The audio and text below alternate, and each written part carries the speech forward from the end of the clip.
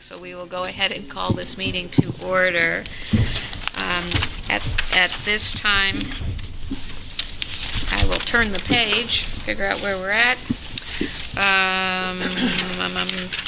Call to order. If we could have roll call by the city clerk, please. Councilmember Jackson? Here. Mayor Pro Tem Silva? Present. Mayor Villegas Walker? Here. Councilmember Cardenas? Here. And Councilmember Sanders? Here. If you could all please stand for the Pledge of Allegiance and remain standing for the invocation. Ready, begin. I pledge allegiance to the flag of the United States of America and to the republic for which it stands, one nation, under God, indivisible, with liberty and justice for all. If you would remain standing, please. Our Heavenly Father, we come this evening with bowed heads and humbled hearts. We come thanking you for all of the blessings. Lord, we also thank you for the privilege of serving in a community like El Centro. Thank you for giving us this unique experience and giving our life purpose. Lord, we want to also ask special blessing on those who are homeless, hungry, sick, and incarcerated. Lord, reveal yourself to them so that they will know you and seek your face in the pardon of their sins. This is our prayer. In your Son's name, amen. Amen.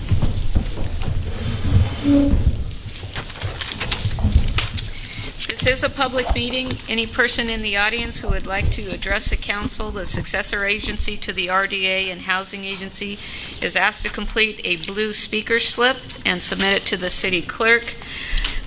When the item is announced and your name is called by the mayor, please come forward to the microphone and address yourself to the city council. Unless your time is extended, there is a 3-minute time limit for each public presentation. If you wish to address the city council on any subject matter within the city council's jurisdiction that is not listed on the agenda, you may do so during the public comment portion of the agenda.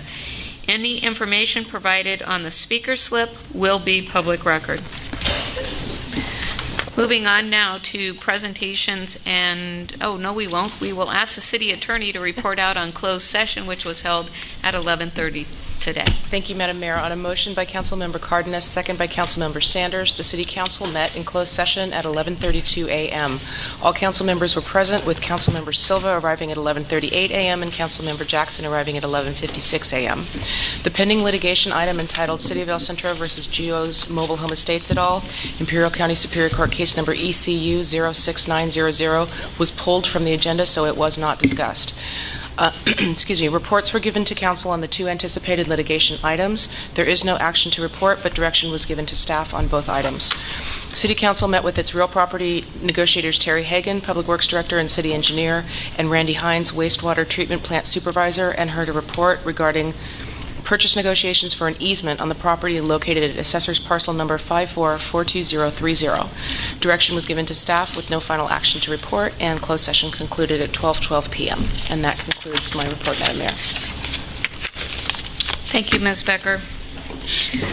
We'll now move on to the scheduled public comments. For those of you that were here for the State of the City address last week, one of the things that we discussed was the fact that each and every one of us here in this community have an opportunity every day to make a difference. And tonight we're going to honor several individuals who make a positive difference in our community through their work, through their volunteerism, through their selfless giving to others. First, we would like to present a proclamation, and if I could please have Felix and Soledad Mesa come forward. Where should we do this? About right here, and if you could face the crowd while I read this proclamation. City of El Centro Proclamation. El Sol del Valle Imperial, 20th anniversary, February 10, 2014. Whereas on February 10, 1994, Felix and Soledad Mesa published the first edition of El Sol del Valle Imperial to provide the Hispanic community of Imperial Valley with newsworthy articles. And whereas El Sol del Valle Imperial has been the longest published Spanish language newspaper in circulation in the Imperial Valley and has an outstanding reputation for sound journalism. And whereas El Sol de Valle Imperial has provided relevant and insightful reporting for our community, resulting in a greater understanding of issues and awareness of events. And whereas Felix and Soledad Meza exemplify the realization of the American dream and the success people can achieve with a vision, hard work, and dedication. Now, therefore, I, Cheryl Villegas Walker, Mayor of the City of El Centro, State of California, do hereby proclaim this day of February 10, 2014, well, actually, that's to come, that's the actual anniversary day, as El Sol del Valle Imperial Day in the City of El Centro. Congratulations.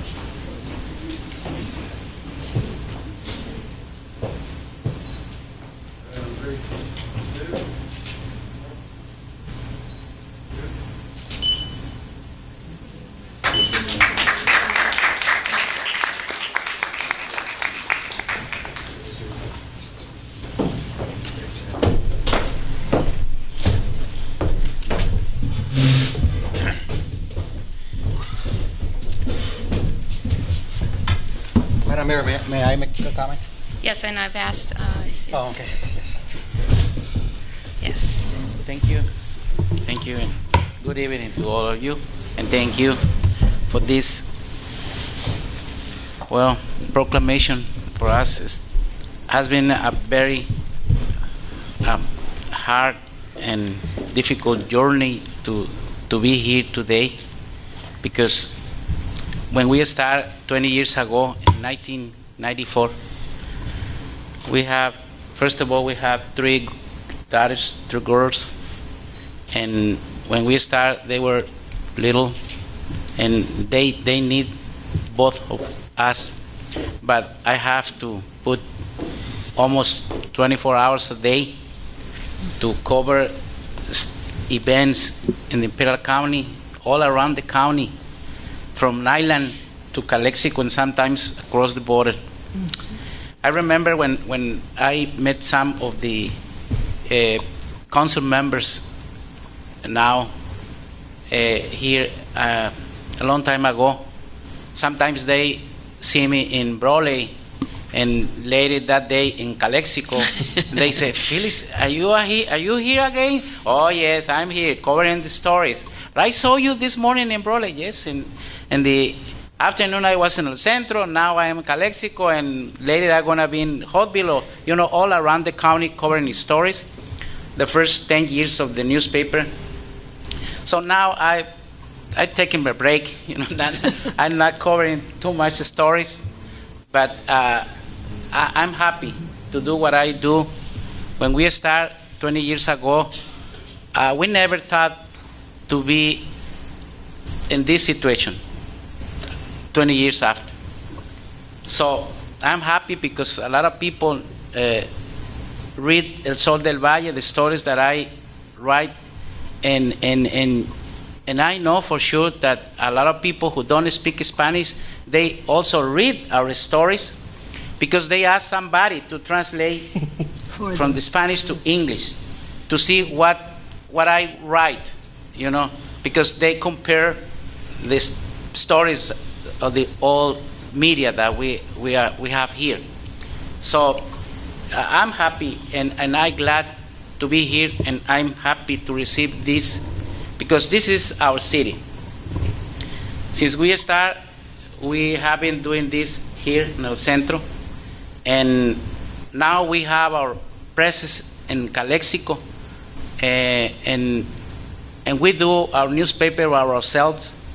And the first 16 years, we were printing our newspaper in Mexicali and go every week in the morning early morning, around 3 a.m., and pick up our newspaper and cross the border and start delivering every Friday. And now we have our equipment and we do our newspaper in Calexico. But I hope in the near future we can move our equipment from Calexico to El Centro and start printing our newspaper here, because I like this city. And thank you. Thank you. Thank you so much. Thank you.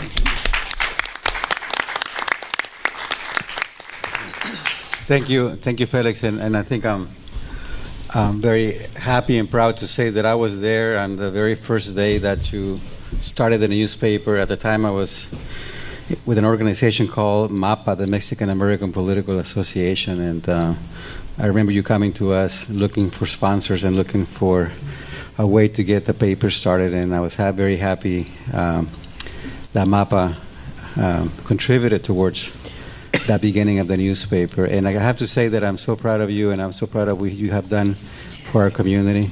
You are really the source that we look for when we need our Hispanic community to know something, to be alerted of something, to find out about what's happening. You are the source to go to, and I'm very proud to be there for your 20th year. I think both you and I were 10 at the time. So That's pretty funny. So, Felix, congratulations, and look forward to a big party on Friday. Yes. May I have just a second? Of course. To continue? Yes, please. Yes. Actually, I have a picture of you. Oh, yeah? And I'm planning to publish this coming Friday. Oh, right. Oh, perfect. All right. Very good. Yes. I just want to acknowledge all of the wonderful work that Felix and Soledad has done for this valley. I really appreciate your efforts, your energy, and your tireless work in making sure that the message is received by all of the constituents.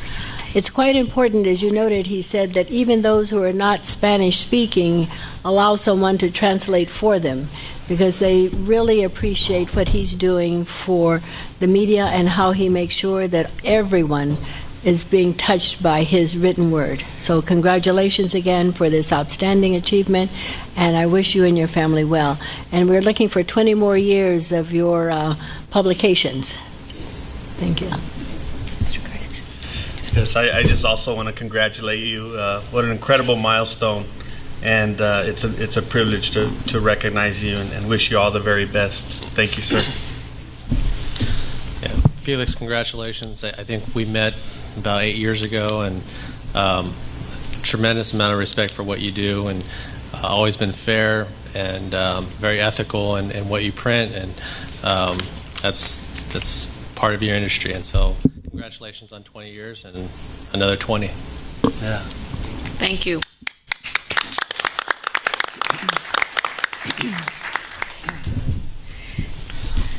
Next on the agenda, it's our pleasure to present some certificates of appreciation. This is in connection with the Children's Fair that takes place annually over at Buckland Park. And any of you that have been involved in organizing community events know that there is a boatload of work that goes into the planning, the setup, the just making sure that everything flows that day and nothing goes wrong, and then tearing it all down and then getting up the next day to start planning for the next year. So again, these are people that have made a significant difference in the lives of so many, in particular the children of Imperial Valley that have the good fortune to attend the Children's Fair every year at Buckland Park. So at this time, I'd like to call forward the following recipients of these certificates of appreciation. Peggy Calvin. She's not here. Okay, we'll be sure that she gets that. Ramona Campos. And if you could just come forward, and then we'll take a group picture and ask if you have some comments. Russell Wagoner. And thank you so much for being here for us to recognize you. Anne Mallory. She's not back. There she is. Thank you, Ruben. Appreciate you being Vanna White tonight. Gerald Edwards. Russell, could we give these to... Oh, okay. For a finder's fee of like $15. Amanda Wall. So glad you got married so I can pronounce your last name now. Yvette Garcia.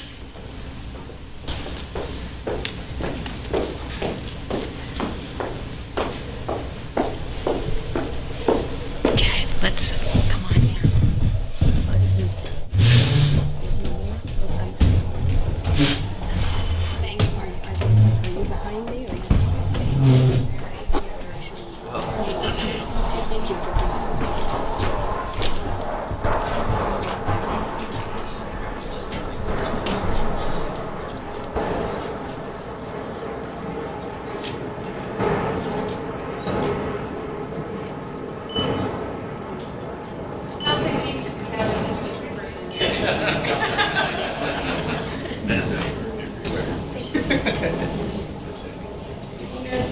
Get into a couple of rows.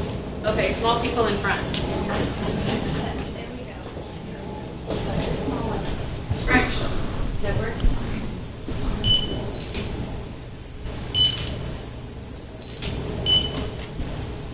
Thank you all for your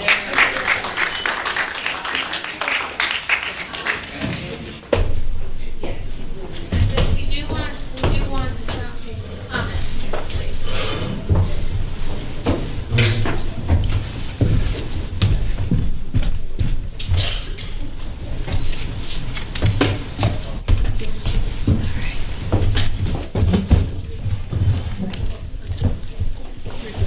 Yes, absolutely.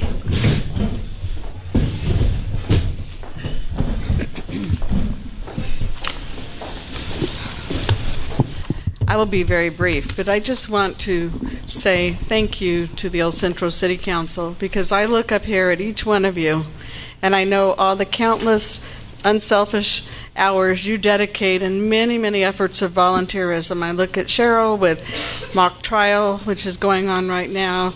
When our children were little, she and Steve were out volunteering on the soccer field. I think the Mallory kids got kicked off. No, I'm teasing. There were so many things that I've watched you do. Jason, I've seen you be involved in things all over the county, and I really appreciate your unselfish dedication with leadership in Kiwanis and other things. Ephraim, with that smile on your face, you and I have crossed paths for many years, and the work that you do and the leadership you provide at IVC and on the IVROP board, thank you. Mr. Cardenas, cannot begin to say enough. I didn't even realize until the other day when I went to our alternative ed school that in addition to his wonderful work for the many, many foster children in this county, he's on the school site council at our alternative ed school, and that's our true gift of love. And Mrs. Sanders, I feel like I'm your sister. We go back a long, long way. Sedalia, when I was in Westmoreland as the superintendent of schools, we had a pregnancy prevention program. Mm-hmm. And Mrs. Sanders came with her expertise in nursing and helped us to counsel so many kids. And I think it's made a huge difference. And that's just one of many, many things. So thank you all for your support of the Children's Fair and for your unselfish dedication to this community. Thank you. Thank you. Madam Mayor and City Council members, and I just want to thank you for the recognition, but mostly what I would like to do is thank my team. Without the support of Miss Mallory and also the department that works hand in hand with me, the Early Care and Education Program and the County Office of Education, we wouldn't be able to put this on. It was not a one-man effort, not a two-man effort, like you said. It's a community event, and it takes many selfless hours and lots of time. So I'd like to recognize Richard Cordero from Early Care and Education Program, and also the support of our administration with Miss Mallory and also with Mr. Cruz being here to support. They say they're here just to be moral support, and really without their moral support, I couldn't have helped the council with anything last year. So just wanted to thank you, obviously, for your recognition, but to extend that recognition to my team as well. Thank you very much. Thank you.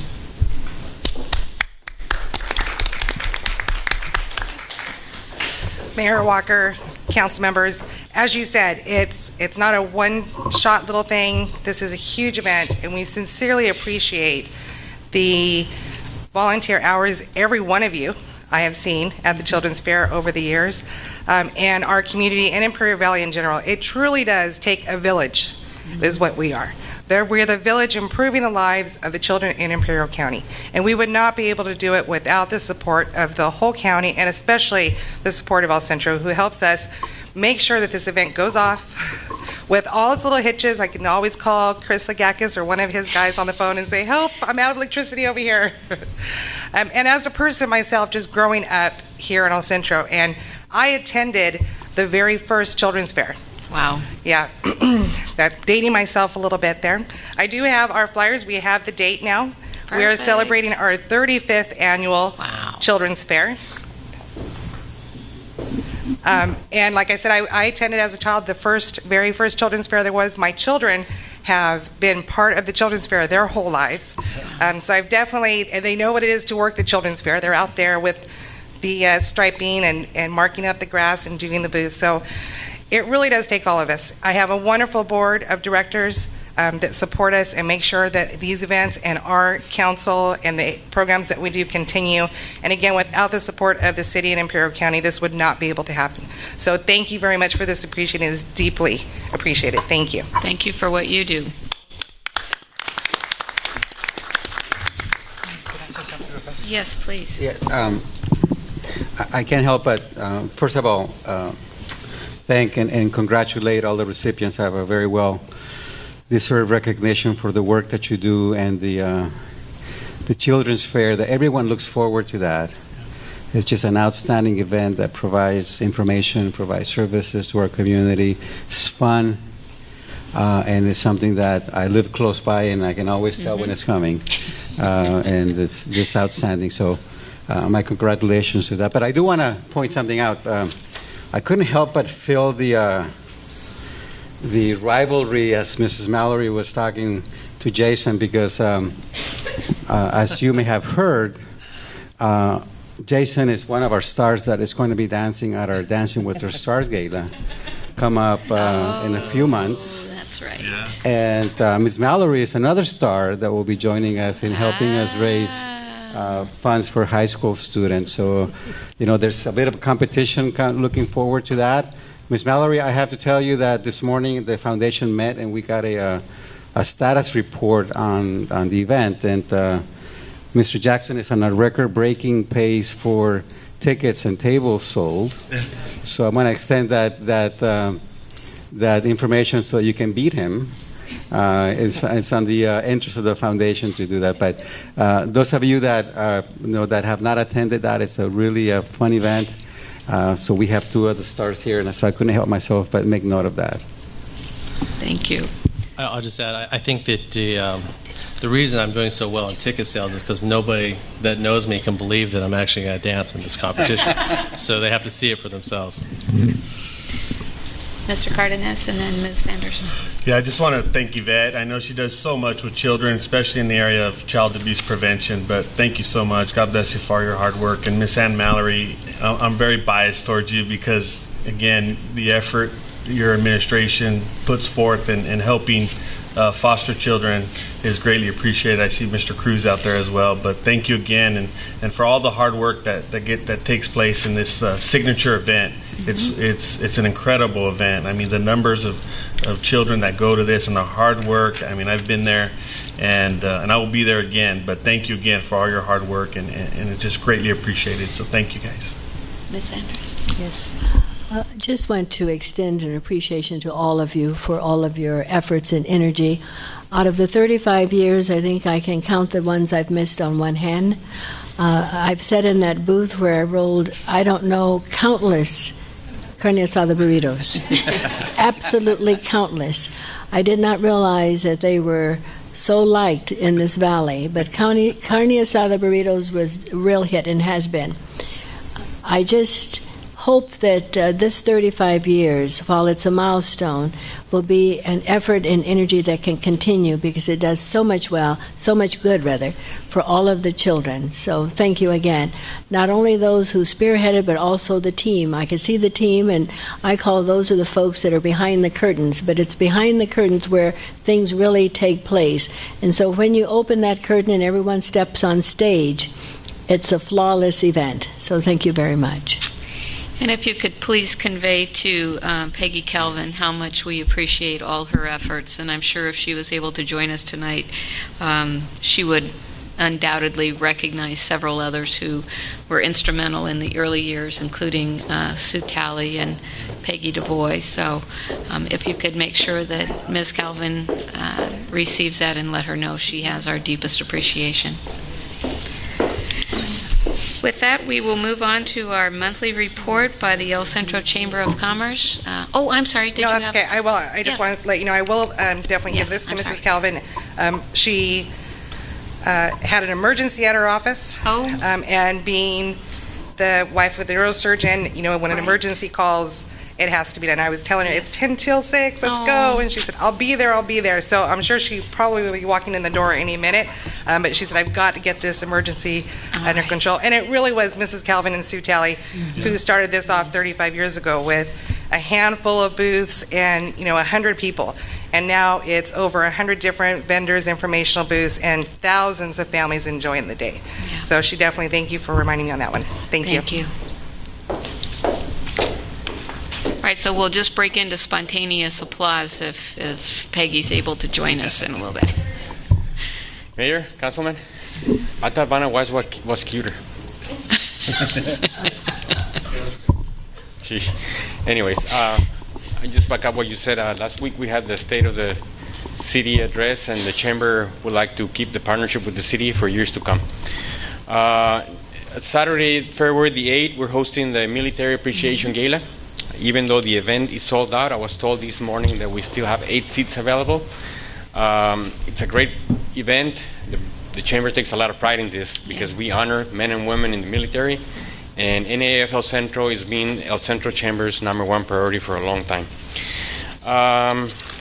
Earlier this afternoon, I attended the IID board meeting, and I'd just like to add that they're going to join the effort in sponsoring the race. So nice. Okay, perfect. They're back with it. And also, on behalf of the Chamber, I would like to form some type of partnership with the city and join the effort of the county, IID, and the city of Raleigh in trying to save those 1,300 plus jobs. And I'm saying plus because that's going to trickle down all the way to Mexico. To save those jobs, maybe we can form some type of force that we can help either save the plan or replace it with another one. That's all I have to say. Thank you for your time. Thank you. Good idea. Mr. Duran will refer that item to you with regard to follow-up in the wake of the closure, or the notification of the closure of the Brawley beef plant. Do we have time, Madam Mayor? How much? I'd like Mr. Hondo to come back. Jaime, excuse me, may I, Mr. Mayor? Of course.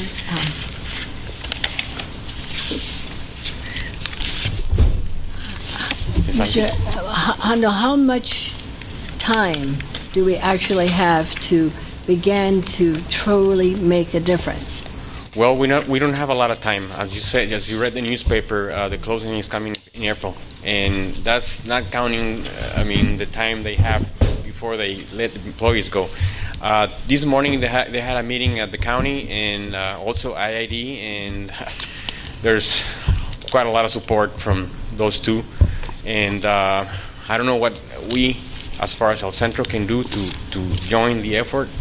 We can partner with them in their efforts to try to retain, I want to call it retain the plant. Mm-hmm. I know that we read in the paper there were several different kinds of concepts that were floating about. One was, of course, engage the legislative individuals with Mr. Perez. Another was to talk to the owners themselves. Then they were going to look at some of the regulatory requirements to see if some of those could be eased up. And then is there a fourth one? Not Was there that a I'm fourth aware. one mentioned this morning with the IID? Well, there was one that if National Beef decides to go and take a part, I mean, there's two other plans that are come, but that's in the air. I mean, there's no names.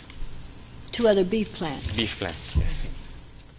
But the easiest one is to keep National Beef. But then it was brought up that that's corporate America and Yeah. they don't care and Well, they may care, but we just have to figure out how.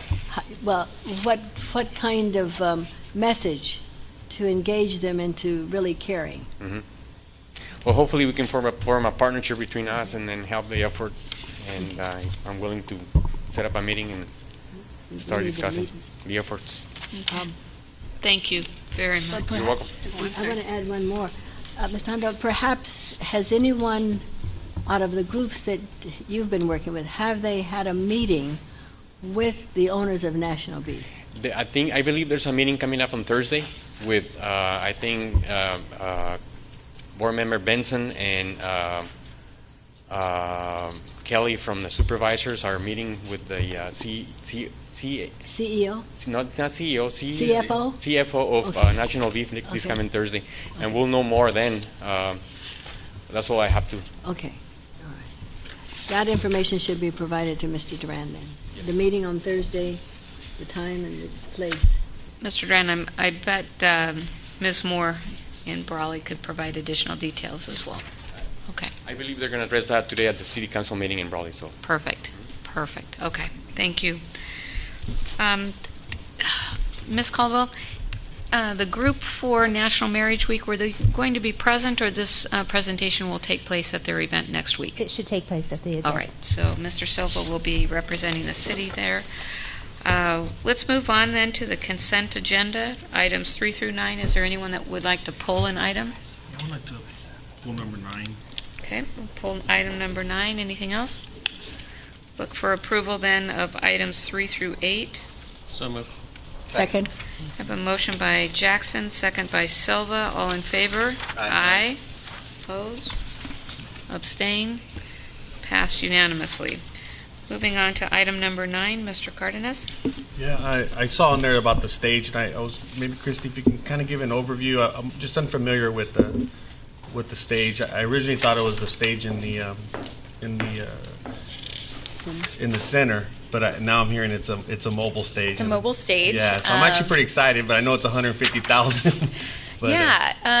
Well, we put on a lot of special events throughout the year, and we've had a stage that has been repaired and put together several times, and we've had people stumble and trip, and it's just become a danger and a liability. So we have had to put it out of commission.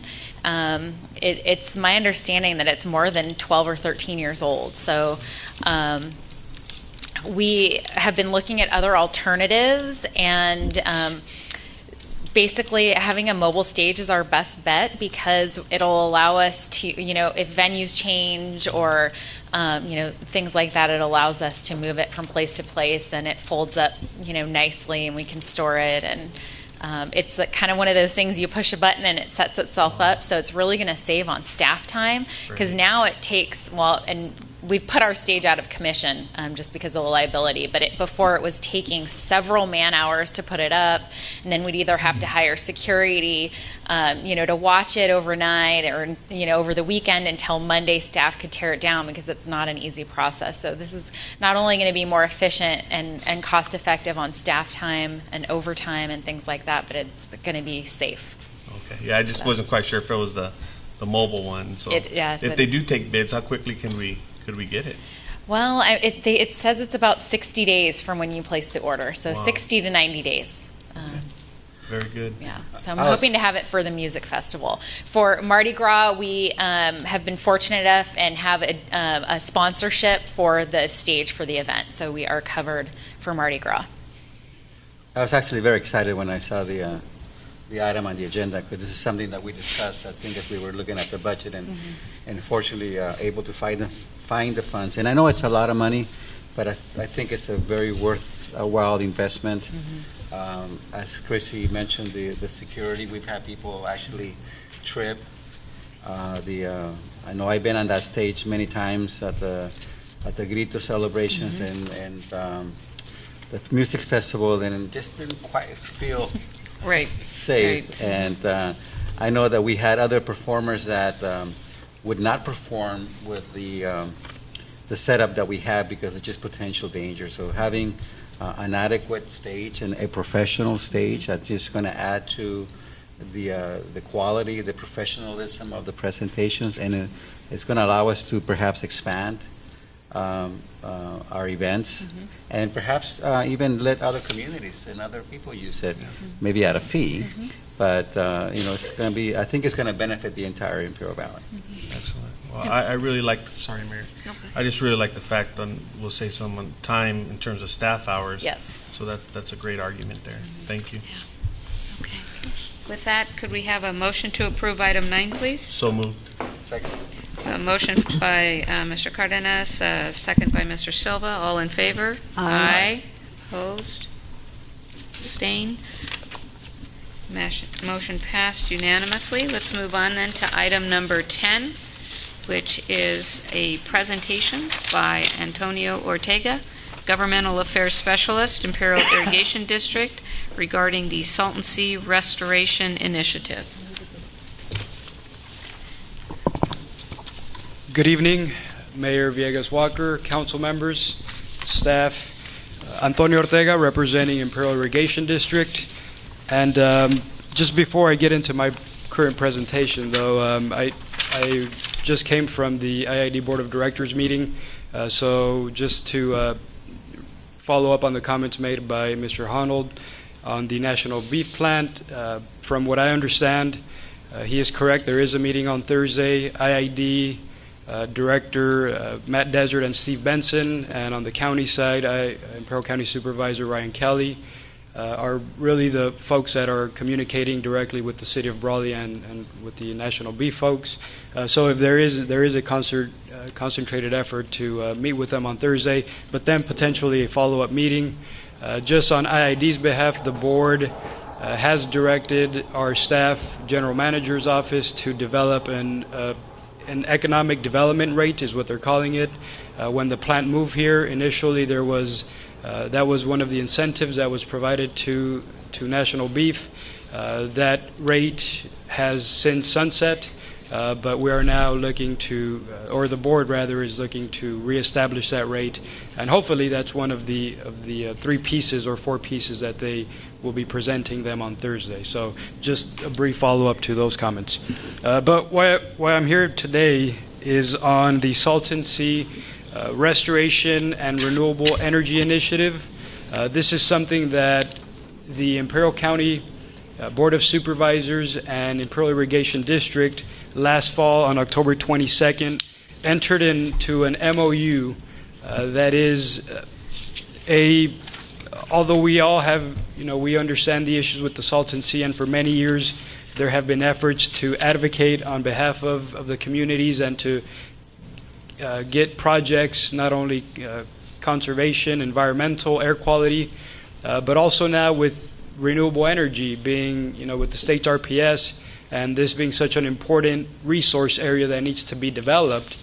There are now efforts underway with the lead of IID and the county, but also with all the cities in Imperial County, non-governmental agencies, and folks even in the East Riverside County who also share the sea with us, that the state really needs to step forward and commit to restoring the sea as they did back in 2003 with the signing of the QSA and other agreements. So what we are doing, and the reason I'm here today, once again, is to re-engage the community and re-engage your council and request your support and assistance with our efforts. The IID Board of Directors and the county have adopted an MOU that lays out a framework for looking at these different opportunities for economic development in and around the Salton Sea. But at the same time, again, how do we bring this back to the forefront, not only at the federal level, but also at the state level? So we have had meetings with the Governor's Office, Public Utilities Commission, California Energy Commission, BLM, Department of Interior, many other organizations And there is a willingness to re-engage again in this effort. And we are here today, once again, asking for your blessing and your support of our resolution. And I am here to entertain any questions that you may have as well. Thank you, Mr. Ortega. Questions of council, either with regard to the resolution that was included as part of our agenda packet or the Salton Sea restoration efforts in general? Just in regards just to other cities, if you talked to Brawley and Calexico as well, what's your feel as far as their buy-in? Yes, we have. I have requested to be before every city, again, not only here in Imperial County, but in Riverside County. Thus far, we have received support from the cities of Imperial, Holtville. I'm here today. I will be presenting to the city of Brawley this month as well. And then the final two other cities, I should hopefully be enlisting their support very soon.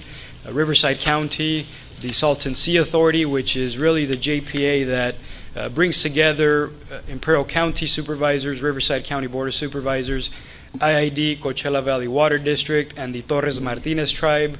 They are supportive of this effort, and really they are the entity that is driving most of these conversations, given that they have really the stakeholders that make up the jurisdictions in and around the Salton Sea. But we are also reaching out, though, to the private sector, the chambers of commerce. So that is our next phase of outreach to those non-governmental organizations. Thank you. Additional questions or comments, Mr. Silva? Antonio, first of all, I think it's great, and I'm very much supportive of the efforts. But do you have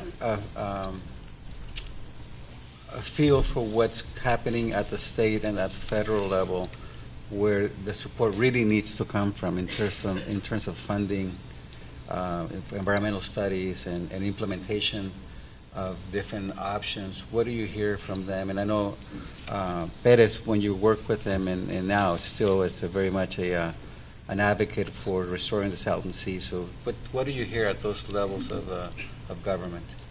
Yeah, so just to briefly touch on some of those things, there are so many moving parts now with the state, potentially a state water bond in 2014 that includes up to $500 million for the Salton Sea, but that's being discussed as we speak, and it'll probably get amended 10 more times before it actually goes on the ballot. But just to bring it down to what is happening, if you may recall, in 2006 is the last time that we really had the engagement of the Department of Natural Resources, who essentially is the body that will oversee, or has to this point overseen those recommendations or put together a preferred alternative plan. And during that lengthy process, there was a recommendation for a plan that had a price tag of $8.9 billion. And what has that done since it was adopted? It has done nothing. And if anything, it has scared away the state and the federal government from coming down here and really engaging with us because of that high price tag. So Assemblymember Perez is now fast forwarding to 2012, last year, or I'm sorry, 2013. Assemblymember Perez did have a legislation that restructures the governance of the Department of Natural Resources and how they engage with the local bodies. In addition to that, there was $2 million appropriated to the Salton Sea Authority for a realistic, updated funding and feasibility analysis that would include the renewables that I mentioned here earlier, which is really kind of it's really the newest thing that is there that we hadn't looked at in 2006. So bringing that into this updated funding and feasibility study that the Salton Sea Authority is scheduled to complete by the end of this year, early 2015, that really will set the blueprint for where we move from this point. And then at the federal level with the Department of Interior, IID and Imperial County do have a request to the federal government to allow us and partner with us in building some of those resources in their land that is adjacent to the Salton Sea. Thank you. Thank you for being here. I moved to the Valley in 1987, and I cannot think of a single issue that has been studied more than the Salton Sea. And it's just time to move forward.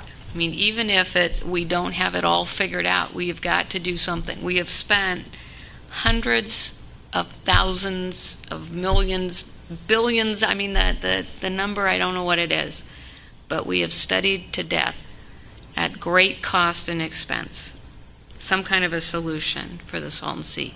And I'm hopeful that this gets us back on track with a funding mechanism that we can finally move forward with some kind of a solution.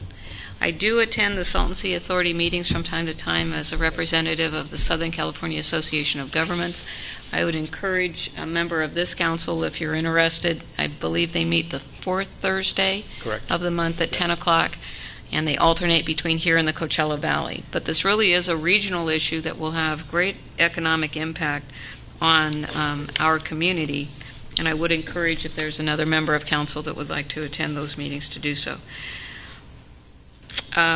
One other thing specific to this, and I'm not going to ask that it be changed because I know that it's a term of art, but under the first finding, Mr. Ortega, on the resolution, I know that the phrase disadvantaged communities is a term of art in legislation, but every time I see that, I've asked our legislators or whoever is in the room to please think about changing that label that has been placed on our community. It's also throughout, it's a term of art used throughout the state, but I just think that it sends the wrong message. I mean, it's a term of art, I mean, if you think of it this way, it's a term of art used to try to enhance economic development in these disadvantaged communities. Well, if you're a CEO of a company, who wants to go locate in a disadvantaged community to begin with? So I've advocated, can we be called a community of opportunity so that we can attract business rather than scare them away with a title of disadvantaged communities. Again, I'm not going to ask that this be changed, and I'll get off my soapbox now, but to the extent we can be consistent with that message, I'd appreciate it. Well, just, Mayor, if I may, the resolution is really adopted by this council, and to the extent that you have the support for our initiative, you really are in your purview to request that change, and we would be happy to accept that as long as it maintains the general support. Again, we welcome those type of remarks. Thank you. Then I am going to ask this council to consider on the second page of the resolution to change the phrase disadvantaged communities to communities of opportunity. And if there's no further questions, I'd look for a motion to approve resolution number 14-15. So moved. As amended? I'm sorry. As amended? As amended, Mr. Jackson? Yes, as amended. I have a motion by Mr. Jackson, second by Mr. Silva to approve resolution number 14-15 as amended. All in favor? Aye. Aye. Opposed? That passed unanimously. Thank you very much for being here. Madam Mayor, if I may, this is nothing, just one final, I see nothing here that relates to any partnership or anything with Mexicali. We have reached out to the mayor's office, but there really, there hasn't been a formal agreement or MOU with them, but we will continue to follow up with them, and they are neighbors to the south. So, are you getting any kind of response from the mayor's office at all? Well, with the transition, we reached out to them earlier last fall. I really haven't. So if there's maybe a contact there that you have, Brian, I would appreciate that. I'll do that. I'll give you a call. Thank you. Thank you. Okay, we are now going to move on to item number 11. Discussion and necessary action related to proposals received for CDBG program year 2014-15. Ms. Piedra, our Director of Economic Development.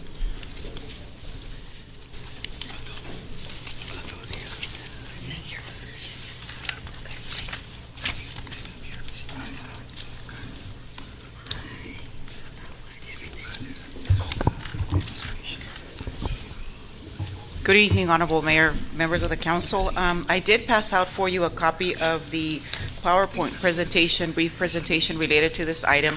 This is an item that's presented to you basically on an annual basis. It is the result of the request for proposal solicitation that we do every year in preparation for the development of our annual action plan, which is submitted to the Department of Urban Development for our annual allocation that we receive. Basically, this program year that we're starting on July 1st of 2014, we received a total of 14 proposals. Basically, the primary purpose is for any proposal or project that we consider, we have to target the 3 national objectives that the CDBG program does have by regulation. Primarily the one being where we benefit at least 51% of low and moderate income persons within the city of El Centro. Any project or program that eliminates slum or blight can also be considered. And if there's a particular community development need that we have in our city that has an urgency, can also be considered under this program. So I'll go ahead and proceed with the presentation. Sure that I'm aiming at the right thing here. Does anyone think there's any merit in some of the allegations of like corruption or anything? Oh no. Okay, there we go. I'll just use the keyboard. Here we have a summary of the projects that were submitted for consideration, and basically they're categorized based on the different eligible categories that we have. We have proposals submitted under the public service category, and you can see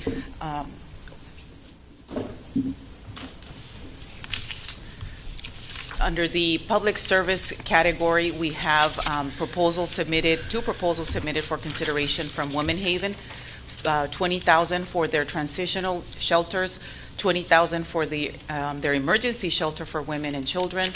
And then we also have 2 requests from Catholic Charities, one for their House of Hope program in the amount of $7,000, and then we also have a request for $12,000 for their senior nutrition program. We have a request from the Child Abuse Prevention Council for their Road to Wisdom program in the request of $19,275.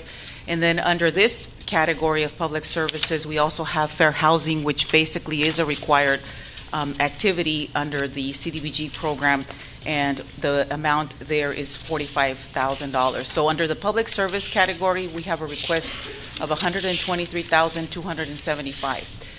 Under the category of public facilities infrastructure, we have a request from the Parks and Recreation Department for snack bar and restroom improvements to Swarthout Park in the amount of $320,300. And then we also have a request from the El Centro Fire Department to institute and I hope I pronounced the word correctly, defibrillators in city buildings in the amount of $38,236. And then we have a request from the Public Works Department to do sidewalk improvements within the El Dorado Colonia in the amount of $1,177,999.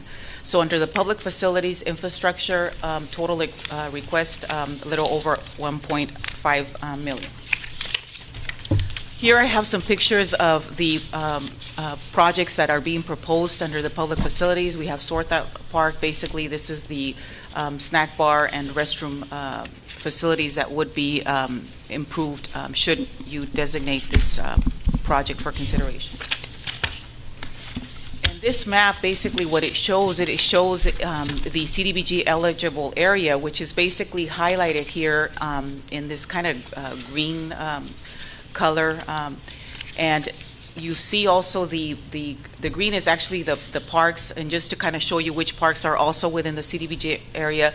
But more importantly, what we wanted to highlight was those city buildings that are within the CDBG targeted area for consideration for the defibrillator program. In your backup, we did include, initially when we had reviewed this request, we thought that perhaps because we were doing it, the installation in city buildings, this equipment purchase would be ineligible.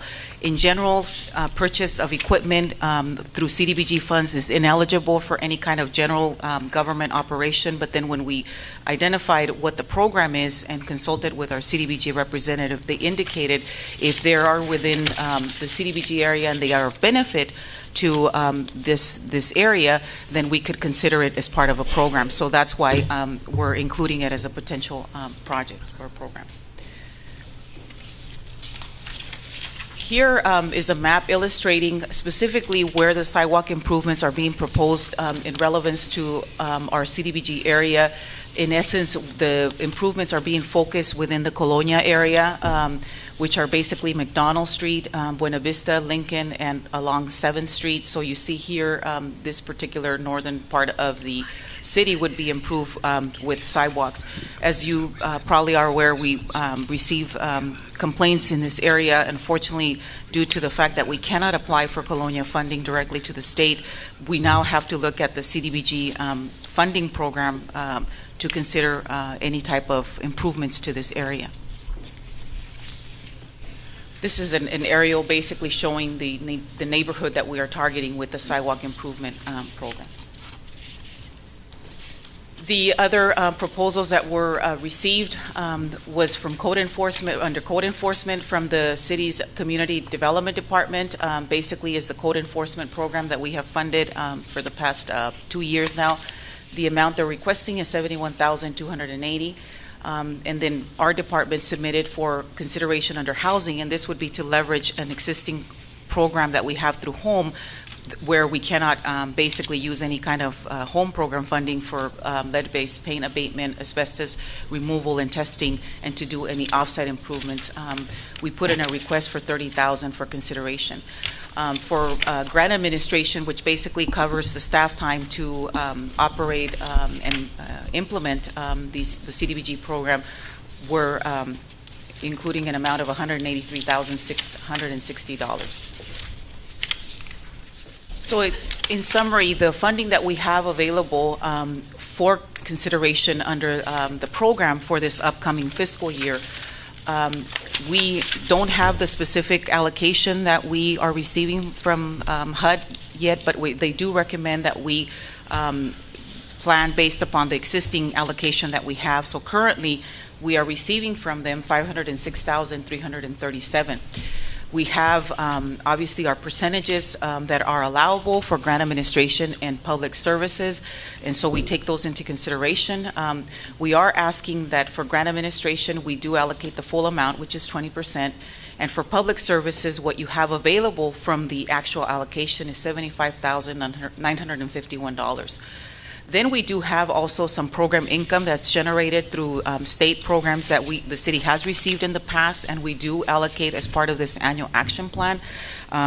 What we have available for consideration this upcoming fiscal year is $484,662. From the state, we are only allowed to get 17% for grant administration, so we only are able to set aside $82,393.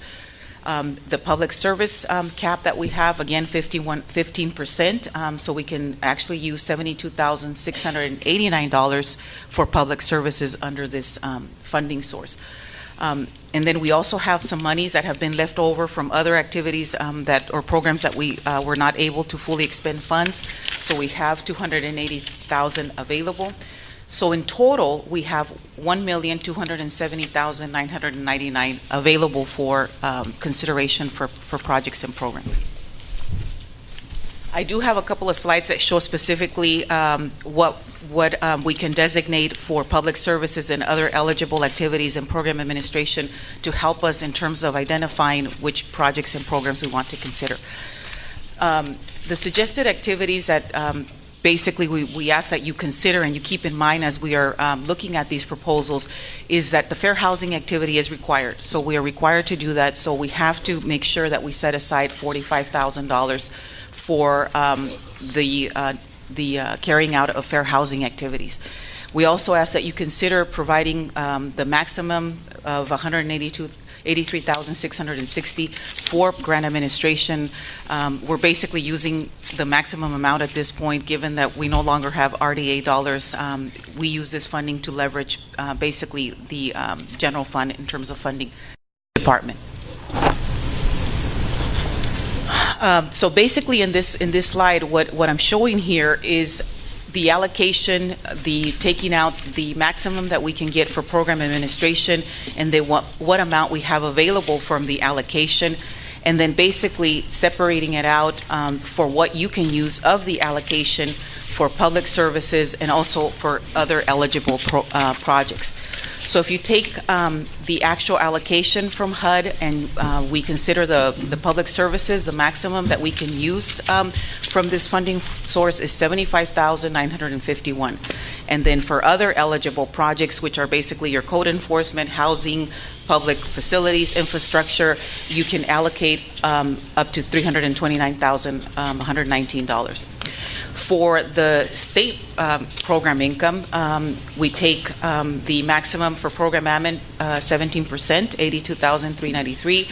Our recommendation would be that you consider fully funding the fair housing program from your state program income of $45,000, leaving you $357,269, which in essence from this funding source would give you $27,689 to consider under the public services, and then for other eligible projects, $329,570.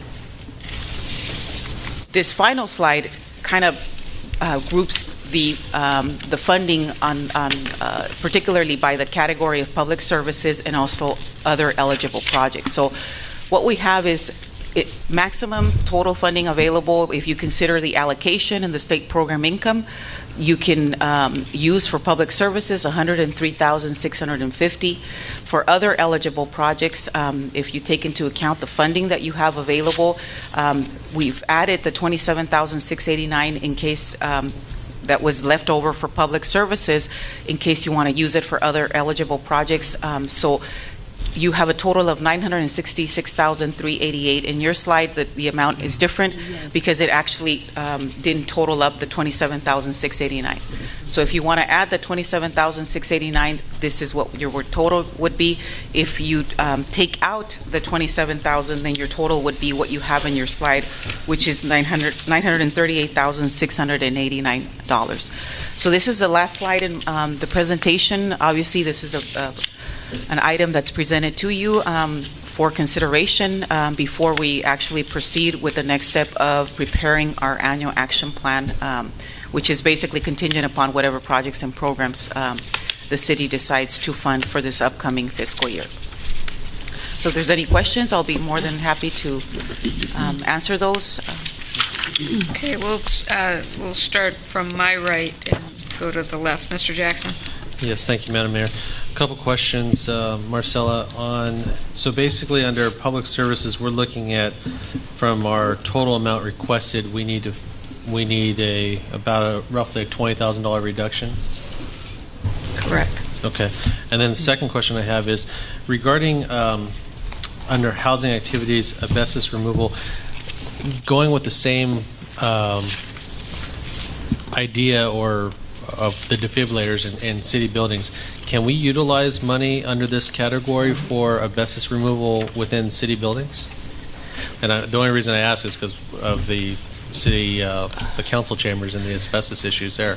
Basically, that's where any type of funding that's spent within city government buildings, it's not allowed. And that's why we had to really check on the purchase of equipment for the defibrillators, because just any kind of purchase that is done for the benefit of government is not eligible. So we can't use the asbestos program as is allowed with CDBG on city buildings. Okay. All right. Thank you. It is or is not? Not. It is not. Marcella, so can you tell me a little more about those $280,000 that are being reprogrammed? What were the original intent of the funds, and have those projects gone away? And and now we can reprogram those funds? Yes, basically what happens is every year, and this is why it is very, very important, and we make sure that we emphasize that, especially to our subrecipients and our nonprofits, even though their amount is a small amount compared to what we spend for a public facility infrastructure type of project, what happens is when we go through this process every year of allocating funds, in certain cases, the full amount that's allocated for the project is not expended. And so what happens is if you don't fully expend or you don't need that amount of money, it carries forward. And so you can reprogram it when you start your annual action plan, which is basically what we're doing here. In this case, you have that high amount. As you may recall, last year we set aside $100,000 for a demolition loan program to support code enforcement. We didn't get any participation under that program, so we had the full amount basically to expend. And then there was other expenditures that were not done, and so we just are carrying it forward to reprogram this current for this upcoming program year. Okay. So I understand, and we'll have a discussion in a few minutes in regards to public services, but the total request for public services is about 123, and we have 103 available, so we're going to have to make some decisions there. Out of the 966 that you show us there, which projects fall within that category of other eligible projects, and what's the total that is being requested out of that category? Sure. And basically, I'll follow the matrix that was included in your council summary report. The first breakdown is the public services, which basically comes out of the $103,650. Under the other eligible projects, what you can consider under that category is basically the request you see for public facilities infrastructure, which in essence is the request from the Public Works Department for the sidewalk program, and then also the request from the Fire Department, and then also the request from Parks and Recreation for sort out. Also, code enforcement would actually come out from that amount, and then also the housing activities that are being proposed. The grant administration, obviously, that's a different category, but in essence, the public facilities, the code enforcement, and the housing activities is what would be considered under the so it's 900,000. 1.5 plus 7, that's 2.2, plus 30, that's 2. This That's would be correct. 1.6, 71,000 plus here. No? Okay, so it's 1.6, yes, 1.6. 1.75. Well, 1.75. Little. All righty then. Wow. Do you have additional questions? I will later. Okay, Mr. Cardenas? Well, there's no doubt these are challenging times economically, and when it comes to public service, I mean, I look at these programs, and these are all very, very important programs to our city. I am new to the council, so just in retrospect, I mean, in comparison to 2013, 2014, that 103,000 or 123,000, I mean, which direction is that money going? Is it going? Are we losing more and more opportunities to fund some of these public service programs, or can you kind of share what's happening? Basically, over the years, I mean, when we first became an entitlement community back in 2004, we were getting 800,000. Okay. This year, we were fortunate to get 500,000. Last year, we got less than 500,000. So there's the other area I want to caution you too is that there's no guarantee we'll get the 500,000 again. I mean, that's what our representatives from our CDBG program tells us. Just plan on getting the same amount. If you get more, that's great, and if not, then you have to even reduce less to whatever you get. And so over time, our allocation to the city has been reduced.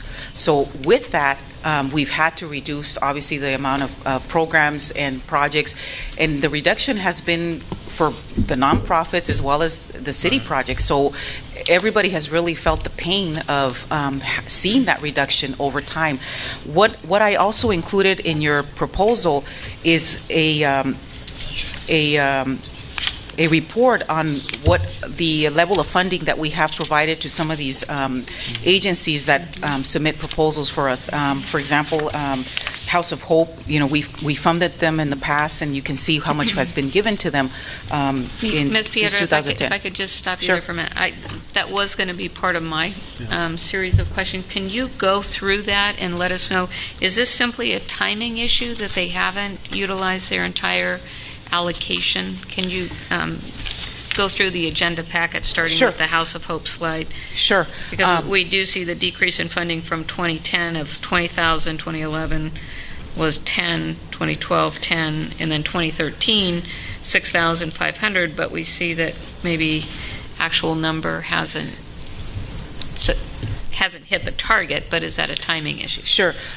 Basically, what you have is, in 2010, we had more funding available under the public services category to provide, and so we were able to actually give him more funding. And so you see the significant reduction in their proposal for 2013.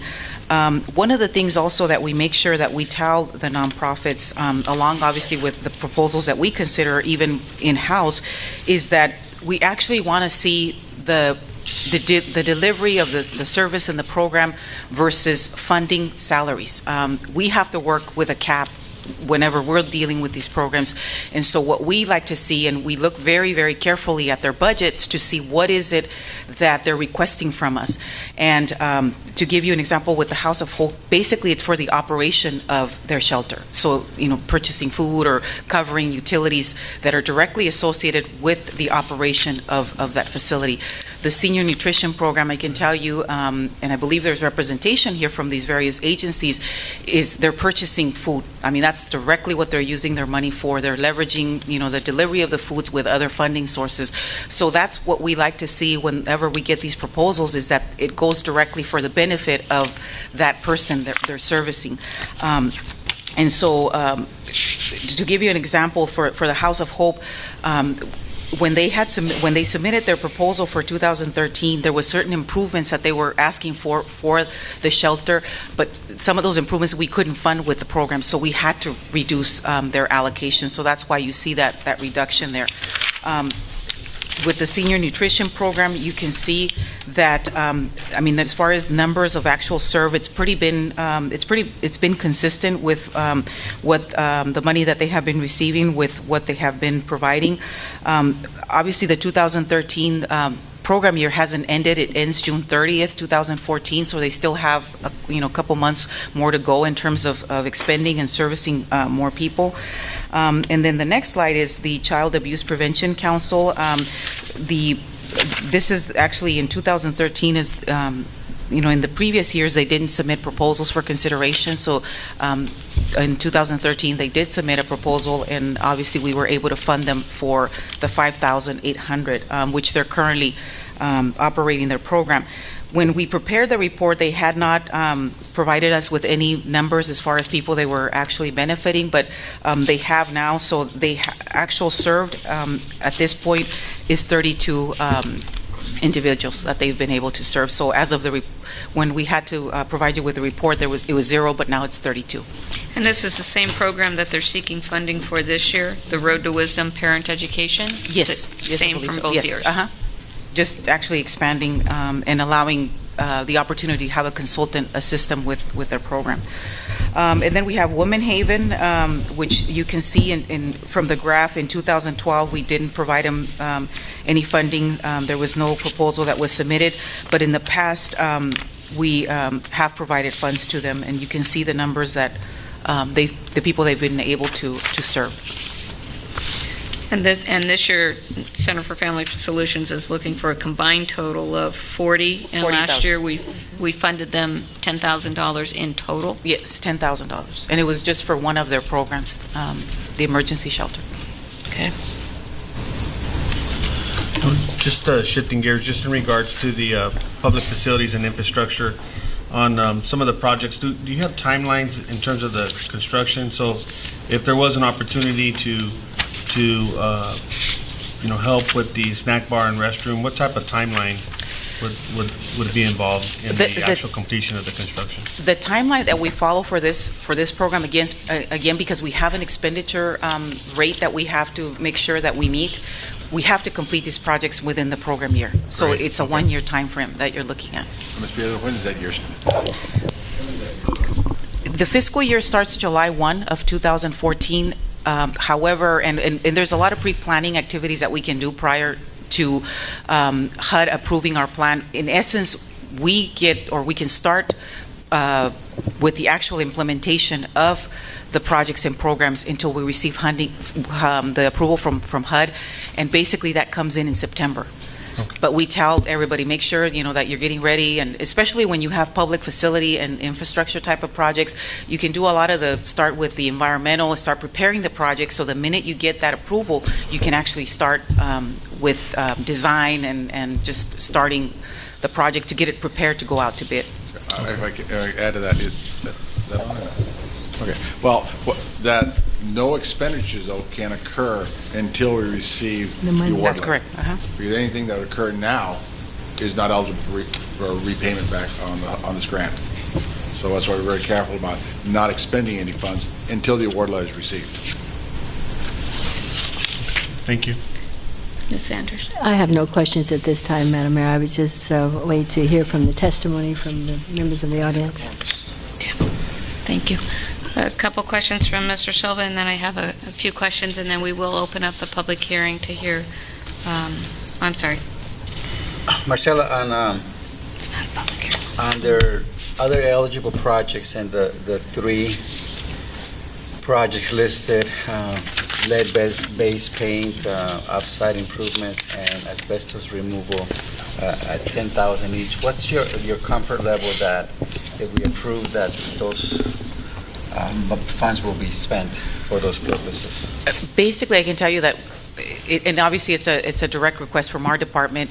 What we're asking for is basically the minimum. I mean, in those cases, we would probably be able to assist maybe one or two homes. And again, we're using it as leverage to the home funds that we currently have for housing rehab. Unfortunately, through that funding source, we cannot use it for this type of service where we're doing the testing for lead or asbestos. And at the most, with that funding you see there, we could probably help one or two residential units with that money. So we're being very, very conservative. Again, also taking into consideration how much funding we have available for housing rehab. So we feel pretty comfortable that we would be able to expend the funds And at that also, minimal amount. And also, it seems to me that we get quite a return on investment from our code enforcement officer. That's correct. So I'd like to kind of start the discussion by suggesting to the council that we, out of the other eligible projects, that we sustain our code enforcement officer program, and also the $30,000 that is being requested for those three housing projects, which cuts out about $100,000 off of the total, and then we can discuss other projects from that base. Okay. Ms. Piedra, one of the things I think it's important for us to consider is whether or not there are other funding sources available for some of the projects that are put in front of us. So, for example, under the public facilities infrastructure projects, would either the Swarthout Park improvements and or the sidewalk improvements be eligible for funding from a different source? I'm thinking that perhaps park impact fees could be used for Swarthout for the restroom and snack bar. Is that eligible? I'm going to go ahead and allow our Parks and Rec director to determine if there's any funding source, perhaps maybe that she has considered for the project. And then the same question for the sidewalk improvements. It would be an eligible project under impact fees, but we don't have any money to cover that. All of our impact fees are already committed to either the sports pavilion, or I know we have some set aside for the snack bar and restroom at Sunflower already. So. Okay, and the snack bar and restroom at Sunflower have been on the planning board for, I have got to say, at least 4 years. Yes. So how confident are we that if the funding comes forward, that we'd be able to move forward with the project? Well, I've already purchased the building, and actually I got an invoice today because we are not ready for it to be delivered because we're still finalizing some of our documents. So they're storing it. It's ready as soon as the restroom for Sunflower. Yes. So as soon as all of our documentation is complete, we can put it back out to bid and get it done. So it's already ready. The bid is for the installation. Mm-hmm. The bid is for the installation. We've already paid and purchased the kit, I guess I'll say, for the building. Okay. So the snack bar and restroom then at Swarthout, this would be a total demo of what's there now. And we have a couple of options that we're looking at. One is, yes, to just do a demo, buy another one of these prefab buildings and install it. But working on another grant project with Marcella and her staff, we're looking at potentially rehabilitating the building instead of demoing to see if it's more cost effective, and that's something we're working through with hopefully grant funding that we received to do the snack bar and restroom at Starkfield. Okay. And this, I believe, was before your time, but at Carlos Aguilar Park, I think we were able to build a snack bar and restroom with volunteer resources. Is that still in operation? Is that restroom still The restroom and snack bar, are they still being used? Yes. Okay. They also need renovation, but right. But I'm just trying to think because I'm really torn. Swarthout Park, we've made a lot of great progress. There's a lot of really good things happening there. But on the other hand, I look at the sidewalk improvements that are so needed in the Colonia, and those kids that are walking to school every day, and just what that would mean to those households there to have the curbs and sidewalks and all of that. I included that project because it would essentially be the last one, well, other than lighting, because we do need new lighting there, but other than like the Musco type lighting, the restroom and snack bar is going to be really the last thing that needs to get done with the renovation. So it would just kind of complete everything there. Minus the lighting. But, right. Awesome. Madam Mayor, if I have a question pending, if you don't mind. The sidewalk improvements with El Dorado Colonia, is there additional funding somewhere else? Do we know? That is all of the funding. We have different grant funds for. But I mean, this is the sole funding source if we want to do improvements at the sidewalk improvements in El Dorado Colonia. Terry, is there anything else? LTA. We're using all our LTAs on our road. So the point is, we would be taking from something else to shift around. It's zero-sum game. Okay.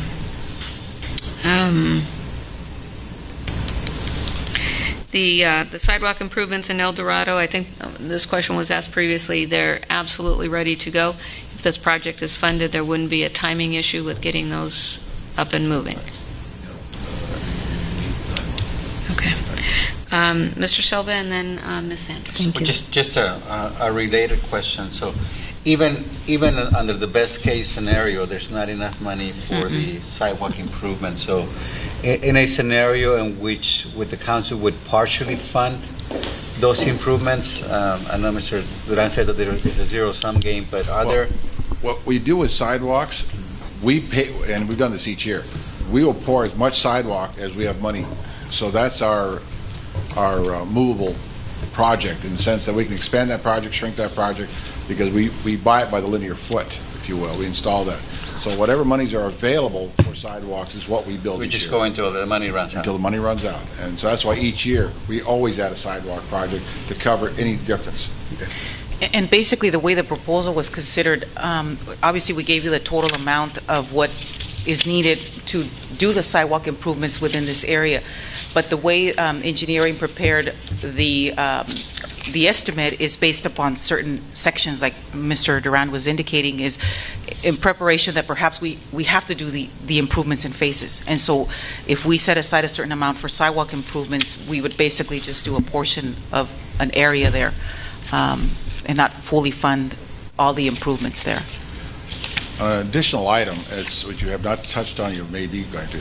Our HR director and our battalion chief are here to talk about addressing the issue of the two ineligible defibrillators, the ones that are going to the buildings that are not. If you'd like to hear that, they're here to talk about a proposal they'll be bringing to you at the next council meeting. Okay. I think Ms. Sanders had a question, and then I would I would reserve, and I'll have my question following their presentation. Okay. Ms. Brownlee and Chief Senia. And in particular, if you could address as part of this proposal, there's several private companies that are going away from the concept of having defibrillators on site simply because of the cost involved in making sure that people remain certified. And the fact that, our response time is about 3 minutes. How frequently would we, in fact, use the defibrillators if they were on site? Honorable council members, good evening. So there's definitely the question about time, as you mentioned, in relation to a person going into cardiac arrest as a result of irregular heart rhythm.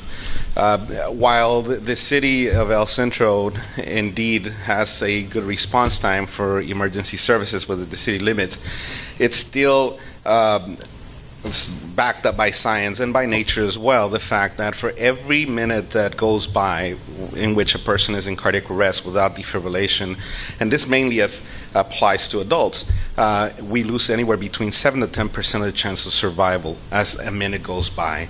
So the goal of this program is to actually have a defibrillator by the side of a citizen or a person or employee within seconds, basically, of somebody realizing that there is a problem. That in essence, based on a usual response time of 5 minutes, for example, would improve the survival of that person. Within that time frame of 5 minutes, you lose anywhere between 35 to 50% of the chance of survival if you're not defibrillated. So that is what we're trying to shorten with this project, is actually making sure that the survivability of our citizens improves by having first responders, or even a person who is not necessarily trained in the use of a defibrillator, because these machines have actually evolved so much to the point where they talk to you, basically tell you what to do. And even somebody who is not trained in CPR or is not able to recognize through training in first aid is able to utilize this machine basically by following the commands that the machine issues to the person.